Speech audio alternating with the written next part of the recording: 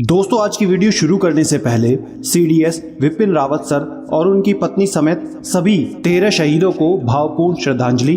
देश आप सभी को हमेशा याद रखेगा। अपनी जिद को बड़ा करो, सफलता के नए रास्ते मिल जाएंगे। अगर नहीं मिले ना तो तुम खुद अपने दम पर बना लोगे। आज मैं आपको एक ऐसे आईएएस टॉपर की कहानी सुनाऊंगा जो हर उस स्टूडेंट को हिम्मत देगी जो एक छोटे से शहर में, छोटे से गांव में एक बड़ा सा सपना जैसे आईएएस बनने का देखता है। क्योंकि इस लड़की की हिम्मत का कदम कदम पर इम्तिहान हुआ, शारीरिक, मानसिक, घरेलू समस्याओं से, यहाँ तक कि ये भी कहा गया ये तो लड़की है, कुछ नहीं कर सकती। लेकिन कैसे उसने हिम्मत बना के रखी, आपको ये वीडियो के आखिरी तक समझ आएगा। वीडियो अगर अच्छी लगे दिल से तो ज़्यादा से ज़्यादा लाइक और शेयर ज़रूर करना। अगस्त का महीना था। सतना मध्य प्रदेश के एक छोटे से गांव अमद्रा में एक वकील शिक्षिका दंपत्ति के यहाँ बेटी पैदा हुई। गांवों के रूढ़िवादी परिवारों में बेटियों के हिस्से जश्न कम, पाबंदियां, हिदायतें और नसीहतें ज्यादा आती हैं। जाहिर है इस बेटी की पैदाइश पर भी ढोल नगाड़े नहीं बजने थे, लेकिन दो लोग आनंदित थे। उनका दाम्पत्य जीवन जो महक उठा था, इसलिए उन्होंने नाम रखा सुरभि। सुरभि की खुशकिस्मती थी कि माता पिता दोनों शिक्षा का मोल समझते थे। परिवार के अन्य बच्चों की तरह गांव के सरकारी स्कूल में सुरभि का भी दाखिला हुआ। वो हिंदी माध्यम स्कूल था। शुरू से ही सुरभि कमाल करती रही, मगर परिवार के ज्यादातर सदस्यों के लिए ये कोई खास बात नहीं थी, क्योंकि वो एक लड़की थी। मध्य प्रदेश बोर्ड के स्कूलों में 5वीं में भी बोर्ड परीक्षा होती है। परिणाम आने पर टीचर ने सुरभि को बुलाया और पीठ थपथपाते हुए कहा, आपको गणित में 100% अंक मिले हैं। मैंने बोर्ड परीक्षा में आज तक किसी को 100 में से 100 पाते नहीं देखा। शाबाश, आगे आप बहुत अच्छा करोगी। ये जादुई शब्द थे जो सुरभि के दिमाग में अंकित हो गए। शिक्षिका ने अपना मूल धर्म निभा दिया था। इसके बाद सुरभि पढ़ाई के प्रति और ज्यादा गंभीर हो गई। इसी बीच उनके जोड़ों में रह रहकर दर्द उठने लगा था, पर वो उसे नजरअंदाज करती रही। धीरे धीरे दर्द पूरे शरीर में फैल गया और एक दिन वो बिस्तर में लग गई। स्थानीय डॉक्टर की सलाह पर माता पिता सुरभि को लेकर जबलपुर भागे। वहाँ विशेषज्ञ डॉक्टर ने कहा, सुरभि को रूमेटिक फीवर है। ये बीमारी हृदय को नुकसान पहुंचाती है और कुछ मामलों में मृत्यु भी हो जाती है। ये सुनकर माता पिता एकदम चौंक गए।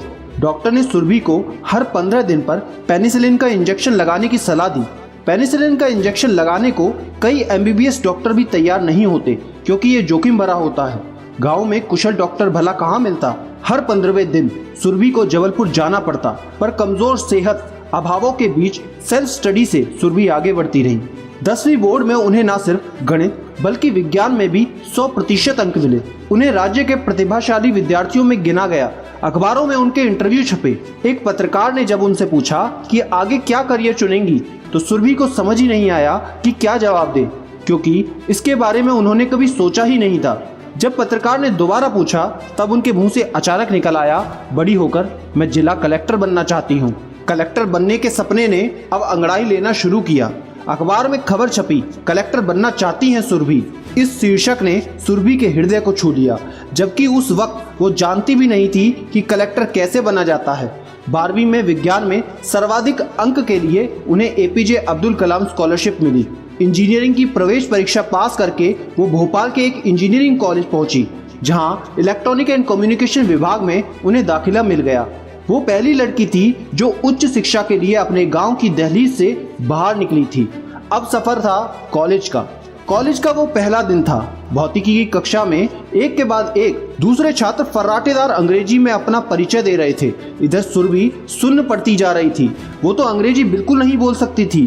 किसी तरह से पहले के साथियों के शब्दों को जोड़ तोड़ कर उन्होंने अपना परिचय तो दे दिया, मगर प्रोफेसर ने उसी वक्त उनसे भौतिकी का एक सवाल पूछ लिया, tell me the definition of potential. Surabhi खामोश खड़ी रही। प्रोफेसर ने हैरानी से कहा, आप वाकई 12वीं पास करके आई हैं, आपको एक बेसिक सवाल का उत्तर नहीं पता। यहाँ समस्या भौतिकी थी ही नहीं, अंग्रेजी थी। वो जवाब नहीं दे पाई। जब वो हॉस्टल के कमरे में पहुंची तो जाके वहाँ पे फूट फूट कर रोने के बाद सुरभि ने माँ पापा को फोन कर घर लौटने की इच्छा जताई। तब पिता ने कहा, आ सकती हो, लेकिन ये याद रखना, ऐसा करके आप गांव की अन्य लड़कियों के लिए भी दरवाजा बंद कर रही हो। सुरभि को यह बात दिल पे लग गई। उन्होंने तय कर लिया कि इस सेमेस्टर के अंत तक वो फ्लुएंट अंग्रेजी बोलकर रहेंगी, और पहले सेमेस्टर में वो न सिर्फ कॉलेज बल्कि पूरी यूनिवर्सिटी की टॉपर रहीं। सुरभि 20 साल 6 महीने की थी जब बीई की डिग्री उनके हाथों में थी। इसके बाद उन्होंने जितनी भी परीक्षाएं दी सभी में उनका चयन हुआ। आईईएस परीक्षा में देश की पहली महिला टॉपर सुरभि गौतम को भारतीय रेलवे में काम करते हुए बहुत आनंद नहीं आ रहा था। तब मां ने अखबार में छपे उस शीर्षक का स्मरण कराया जिसमें लिखा था सुरभि जिला कलेक्टर बनना चाहती हैं। सुरभि का सपना आईएएस अफसर बनने का था। 2016 की सिविल सेवा परीक्षा में पहले प्रयास में 50वीं रैंक पाने वाली सुरभि कहती हैं, कोई भाषा दीवार नहीं होती, ठान लीजिए तो वो आपके अधिकार में होंगी। दोस्तों, ये थी हिम्मत से भरी सुरभि की कहानी। ऐसी जरूरी परीक्षा के लिए सबसे इम्पोर्टेंट होता है फोकस का होना। लेकिन फोकस कैसे करते हैं, अगर आप सीरियसली ये जानना चाहते हो तो स्क्रीन पर दिखने वाली वीडियो को अभी देखना और चैनल को सब्सक्राइब करके बेल आइकन दबा लो, क्योंकि याद रखना कोई है या नहीं, मैं हमेशा आपके साथ हूँ। Be happy and stay motivated with सिडीमेनिया।